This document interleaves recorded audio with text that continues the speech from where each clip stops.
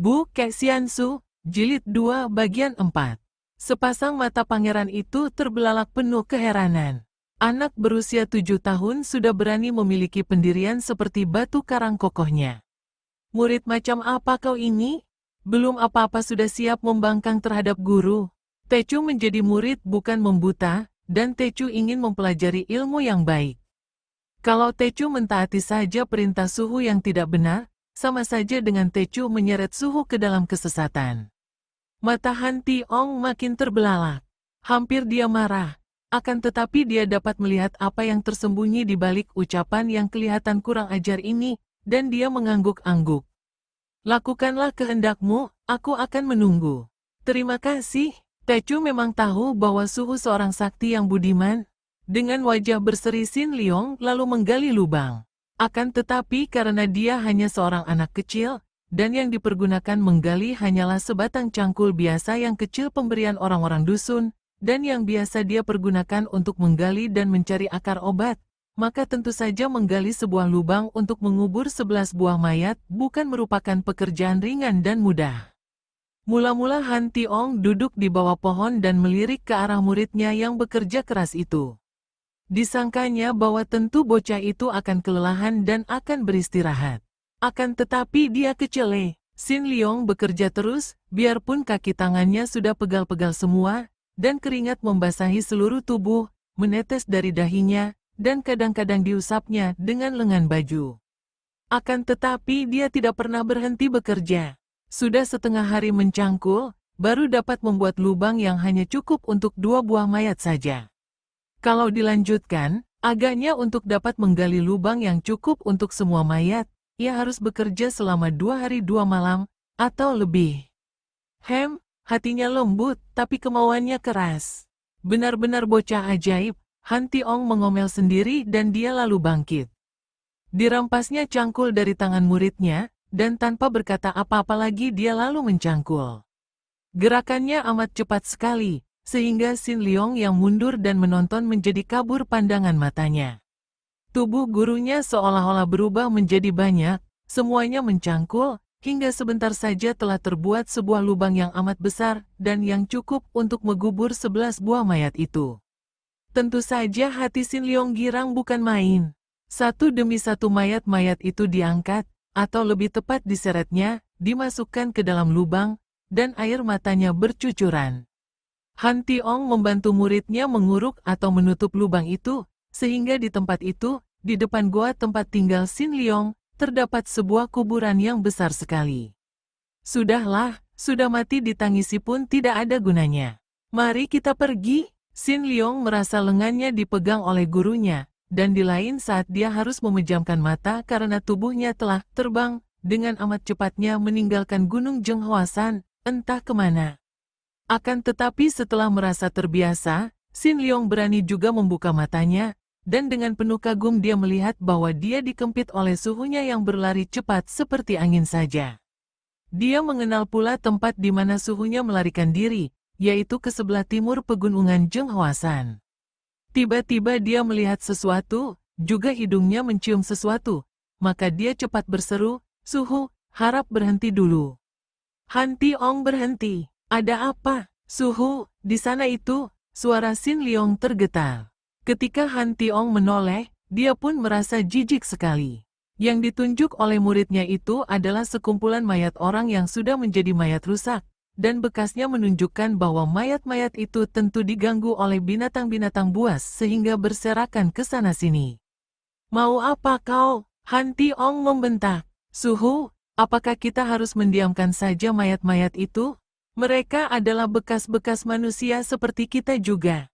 Kasihan kalau tidak diurus. Wah, kau memang gatal-gatal tangan. Nah, hendak kulihat apa yang akan kau lakukan terhadap mereka? Han Tiong menurunkan Sin Liong dan dia sendiri lalu duduk di atas sebuah batu di tempat yang agak jauh. Dia sungguh ingin tahu apa yang akan dilakukan muridnya itu terhadap mayat-mayat yang sudah demikian membusuk. Bahkan dari tempat dia duduk pun tercium baunya yang hampir membuatnya muntah. Dengan langkah lebar Sin Liong menghampiri mayat-mayat itu, sedikit pun tidak kelihatan jijik atau segan. Kemudian, diikuti pandang mata Han Tiong yang terheran-heran, bocah itu mulai menggali tanah dengan hanya menggunakan sebatang pisau kecil, pisau yang biasanya dipergunakan untuk memotong-motong daun dan akar dan yang agaknya tak pernah terpisah dari saku bajunya. Anak itu hendak menggali lubang untuk mengubur 12 buah mayat busuk itu hanya dengan menggunakan sebatang pisau kecil. Hampir saja Han Tiong tertawa tergelak saking geli hatinya. Juga saking girangnya mendapat kenyataan bahwa muridnya ini benar-benar seorang bocah ajaib yang mempunyai pribadi luhur dan wajar tanpa dibuat-buat. Dengan kagum dia meloncat bangun, lari menghampiri Sin Liong yang telah menggali lubang beberapa sentimeter dalamnya. Cukup, Sin Liong. Lubang itu sudah lebih dari cukup untuk mengubur mereka. Mana mungkin, Suhu? Kau masih meragukan kelihayan suhumu? Lihat baik-baik. Han Tiong lalu mengeluarkan sebuah botol dari saku jubahnya. Dengan ujung sepatunya ia mencongkel mayat-mayat itu menjadi setumpukan barang busuk, lalu dia menuangkan benda cair berwarna kuning dari dalam botol ke atas tumpukan mayat. Tampak uap mengepul, dan tumpukan mayat itu mencair. Dalam sekejap mata saja lenyaplah tumpukan mayat itu, karena semua, berikut tulang-tulangnya, telah mencair. Dan cairan itu mengalir ke dalam lubang yang tadi digali Sin Liong.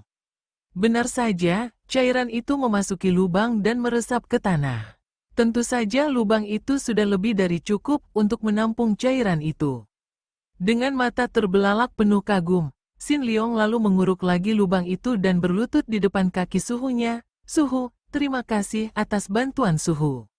Suhu sungguh sakti dan budiman. Muka Han Tiong menjadi merah, dan dia mengeluarkan seruan itu untuk menutupi rasa malunya. Mana bisa dia disebut budiman kalau mengubur mayat-mayat itu bukan terjadi atas kehendaknya, melainkan dia dipaksa oleh muridnya. Kalau aku tidak salah lihat, mereka ini adalah pendekar-pendekar gagah. Sungguh kematian yang menyedihkan, dan entah siapa yang dapat membunuh mereka. Mereka kelihatan bukan orang-orang sembarangan yang mudah dibunuh. Mari kita pergi, Sin Liong. Kembali murid itu dikempitnya, dan Pangeran Sakti itu menggunakan ilmu berlari cepat seperti tadi, melanjutkan perjalanan ke timur menuruni pegunungan Zhenghua-san. Tak lama kemudian, kembali Sin Liong yang dikempit atau dijepit di bawah lengan berseru, "Hai Suhu, harap berhenti dulu." Han Tiong menjadi gemas. Akan tetapi dia berhenti juga, menurunkan bocah itu dari kempitan di bawah ketiaknya.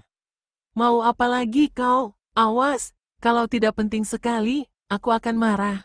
Lihat di sana itu, Suhu. Tidak patutkah kita menolong orang yang sengsara itu? Siapa tahu dia juga sudah mati di sana.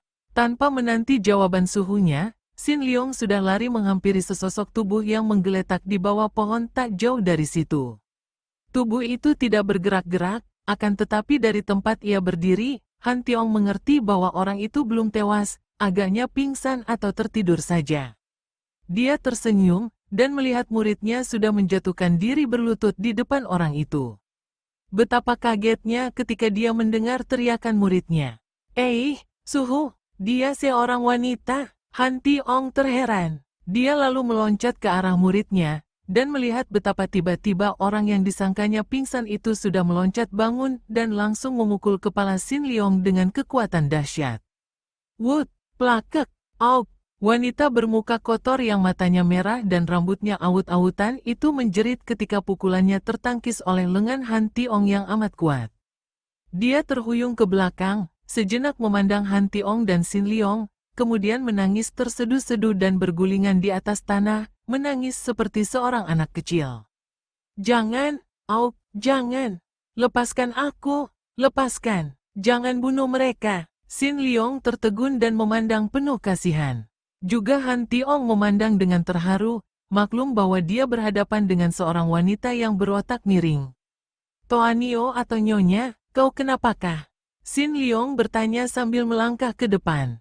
Tiba-tiba wanita itu meloncat bangun.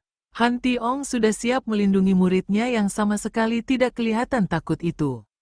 Akan tetapi wanita itu lalu tiba-tiba tertawa terkekeh. Hai, aneh sekali. Ketika wanita itu tertawa, Han Tiong melihat wajah yang amat cantik manis. Wanita itu adalah seorang gadis muda yang amat cantik, akan tetapi yang entah mengapa telah menjadi gila. Pakaian yang dipakainya adalah pakaian pria yang terlalu besar. Rambutnya yang hitam panjang itu riap-riapan tidak diurus, mukanya kotor terkena debu dan air mata, matanya merah dan membengkak. Hai Hik, kubunuh engkau, Pat Jiu Kaiong. Aku bersumpah akan membunuhmu untuk membalas kematian 12 orang suhengku. Kemudian dia menangis lagi. Huhuhu. Kepsa Sin Hiap dari Butong Pai habis terbasmi. Han Tiong terkejut, dan teringatlah dia akan nama 13 orang pendekar Butong Pai yang amat terkenal sebagai 13 orang pendekar gagah perkasa pembela keadilan dan kebenaran. Teringat pula bahwa mereka terdiri dari 12 pria dan seorang wanita, kalau tidak salah, saudara termuda. Nona, apakah engkau orang termuda dari Kepsa Sin Hiap dari Butong Pai? Tanyanya sambil melangkah maju menghampiri wanita gila itu. Jangan sentuh aku, manusia terkutuk, jangan sentuh aku lagi. Dan tiba-tiba wanita itu menyerang dengan hebatnya. Han Tiong menangkis dan menotok. Robohlah wanita itu, roboh dalam keadaan lemas tak dapat bergerak lagi. Suhu, mengapa? Sin Liong bertanya penasaran. Bodoh, kalau tidak kutotok, tentu dia akan mengamuk terus. Coba kau periksa dia, apakah kau bisa mengobatinya? Sin Liong berlutut dan melihat wanita itu hanya melotot tanpa mampu bergerak. Setelah memeriksa sebentar, dia menarik napas panjang. Suhu, dia terkena pukulan batin yang amat berat, membuat dia menjadi begini, berubah ingatannya. Kalau kita berada di Zhenghua-san, kiranya dapat Tecu mencarikan daun penenang untuk mengobatinya. Kau lihatlah gurumu mencoba untuk mengobatinya. Han Tiong mengeluarkan sebatang jarum emas dari sakunya. Setelah membersihkan ujungnya, dia lalu menghampiri wanita itu dan menusukkan jarum emasnya di 3 tempat, di tengkuk kanan kiri dan ubun-ubun. Sin Liong memandang dengan mata terbelalak. Dia sudah mendengar dari ayahnya tentang kepandaian orang mengobati dengan tusukan jarum, akan tetapi sekarang dia menyaksikannya. Wanita itu hanya mengeluh, lalu tertidur dengan pernapasan yang panjang dan tenang. Ketika mencabut jarum dan menyimpannya, gurunya berkata, coba kau periksa lagi matanya, apakah sudah ada perubahan? Sin Liong membuka pelupuk mata dan melihat bahwa mata wanita itu yang tadinya mengeluarkan sinar aneh yang liar, kini telah normal kembali. Dia cepat menjatuhkan dirinya berlutut di depan suhunya. Suhu, Tecu seperti buta, tidak tahu bahwa Suhu adalah seorang ahli pengobatan pula. Dalam hal mengenal tetumbuhan obat, mana aku mampu menandingimu? Akan tetapi aku mempunyai kepandaian menusuk jarum, kepandaian turunan yang tentu kelak akan kuajarkan kepadamu. Suhu, Tecu mengajukan sebuah permohonan, harap Suhu tidak keberatan. Apalagi, harap Suhu suka menolong wanita malang ini, dan membiarkan dia ikut dengan kita. Kau gila, Suhu, dia belum sembuh benar.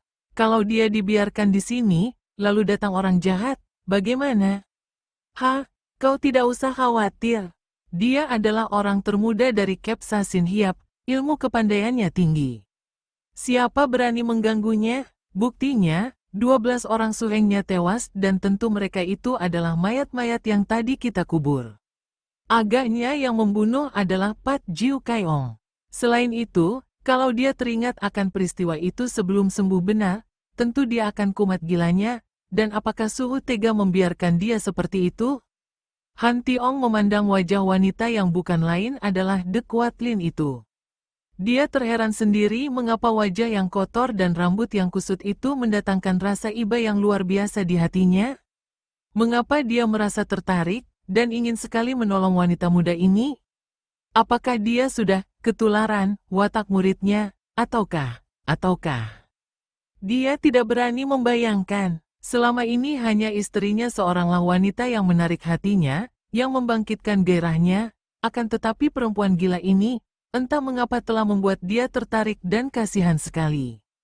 Sudahlah, kau memang cerewet, dan kalau tidak kuturuti, tentu kau rewel terus. Biar kita bawa bersama ke Pulau Es, kita lihat saja nanti bagaimana perkembangannya. Ucapan terakhir ini seperti ditujukan kepada hatinya sendiri. Tecu tahu, Suhu adalah seorang yang budiman. Hati Pangeran Han Tiong menjadi mangkal. Ucapan muridnya itu seperti ejekan kepadanya, karena dia mau menolong darah ini sama sekali bukan karena dia budiman, melainkan karena dia kasihan, dan terutama sekali, tertarik hatinya. Dengan kasar dia mengempit tubuh wanita itu di bawah ketiak kanannya, dan menyambar tubuh Sin Leong di bawah ketiak kirinya. Lalu pangeran yang sakti ini lari secepat terbang menuju ke pantai lautan. Siapakah sebetulnya manusia sakti yang ditakuti oleh 7 orang tokoh Kangou itu? Siapakah Pangeran Han Tiong yang pada bagian dada bajunya terdapat lukisan burung hong dan seekor naga emas itu? Dia adalah pangeran dari Pulau Es. Pulau ini merupakan pulau rahasia yang hanya dikenal orang Kangou seperti dalam dongeng. Tidak pernah ada orang yang berhasil menemukan pulau itu, kecuali beberapa orang nelayan yang perahunya diserang badai. Mereka ini ditolong oleh manusia-manusia sakti, manusia yang menjadi penghuni Pulau Es, sebuah pulau dari es di mana terdapat istana indah dan merupakan sebuah kerajaan kecil penuh dengan orang sakti. Setelah ditolong dan diselamatkan, dan berhasil kembali ke daratan, para nelayan inilah yang membuat cerita seperti dongeng itu, sehingga nama sebutan Pulau Es terkenal di dunia Kangou. Kerajaan di Pulau Es itu dibangun oleh seorang pangeran, ratusan tahun yang lalu. Seorang pangeran yang amat sakti, seorang pangeran yang dianggap pemberontak karena berani menentang kehendak kaisar. Dan pangeran ini bersama keluarganya menjadi pelarian. Dengan kesaktiannya, dia berhasil melarikan keluarganya ke pantai timur dan menggunakan sebuah perahu untuk mencari tempat baru. Tujuannya adalah ke pulau di timur di mana dahulu sudah banyak orang-orang pandai dari daratan yang melarikan diri dan menjadi buronan karena berani menentang pemerintah, yaitu Kepulauan Jepang. Akan tetapi dia tersesat jalan. Perahunya dilanda badai hebat, dan perahunya dibawa jauh ke utara sampai kemudian perahu itu mendarat di sebuah pulau. Pulau Es, melihat pulau itu tersembunyi, baik sekali dijadikan tempat persembunyiannya, dan di sekitar situ terdapat pulau-pulau lain yang tanahnya cukup subur. Maka pangeran pelarian ini mengambil keputusan untuk menjadikan Pulau Es sebagai tempat tinggalnya. Dia lalu mengumpulkan orang-orang yang setia kepadanya, membawa mereka ke Pulau Es menjadi pengikut-pengikutnya. Dibangunnya sebuah istana yang kecil namun indah di pulau itu, dan berdirilah sebuah kerajaan kecil di tempat terasing ini. Berkat kebijaksanaan Raja Pulau Es ini, para pengikutnya dan keluarga raja hidup aman tentram dan penuh kebahagiaan di Pulau Es. Para keluarganya hidup rukun, dan para pengikutnya membentuk keluarga-keluarga, sehingga penghuni pulau itu berkembang biak. Karena kesaktian rajanya, dan karena letak pulau itu yang sukar dikunjungi orang luar, maka kerajaan kecil ini tidak pernah terganggu. Raja itu mewariskan kepandaiannya kepada keturunannya, merupakan ilmu-ilmu warisan yang hebat. Dan tentu saja para pengikut mereka mendapat pula pelajaran ilmu yang tinggi. Pangeran Han Tiong adalah keturunan keempat dari raja pertama di Pulau Es. Pangeran ini berbeda dengan keturunan raja yang sudah-sudah. Kalau semua keturunan raja hidup di Pulau Es, dan hanya meninggalkan pulau kalau mereka ada keperluan di pulau-pulau kosong sekitar daerah itu untuk mengambil daun obat, sayur-sayuran, atau berburu binatang, maka Pangeran Han Tiong tidak betah tinggal di tempat sunyi itu. Dia seringkali pergi dari pulau, dan diam-diam dia melakukan perantauan di daratan. Dia adalah orang yang paling banyak mewarisi ilmu nenek moyangnya, sehingga dia adalah orang terpandai di antara para keluarga raja di Pulau Es. Apalagi karena dengan kesukaannya merantau di daratan, dia dapat mengambil banyak ilmu-ilmu silat tinggi yang lain dari daratan sehingga kepandaiannya bertambah. Dan gara-gara perantauan pangeran inilah maka Pulau Es menjadi makin terkenal, dan nama Pangeran Han Tiong sendiri juga menggemparkan dunia Kangou, sungguh pun dia jarang sekali memperkenalkan diri. Melihat bajunya yang terhias gambaran naga dan burung hong itu saja sudah cukup bagi para tokoh Kangou untuk mengenal manusia sakti dari Pulau Es ini, seperti peristiwa yang terjadi di Hutan Seribu Bunga ketika pangeran ini menghadapi 7 orang tokoh besar dunia Kangou. Para pangeran yang sudah-sudah selalu mengambil istri dari keluarga kerajaan sendiri, yaitu saudara-saudara misan mereka sendiri. Hal ini adalah untuk menjaga agar darah, kerajaan tetap asli. Akan tetapi, berbeda dengan semua kebiasaan para pangeran, Han Tiong jatuh cinta kepada seorang dara putri penghuni Pulau Es biasa, berkeras mengambil dara itu sebagai istrinya.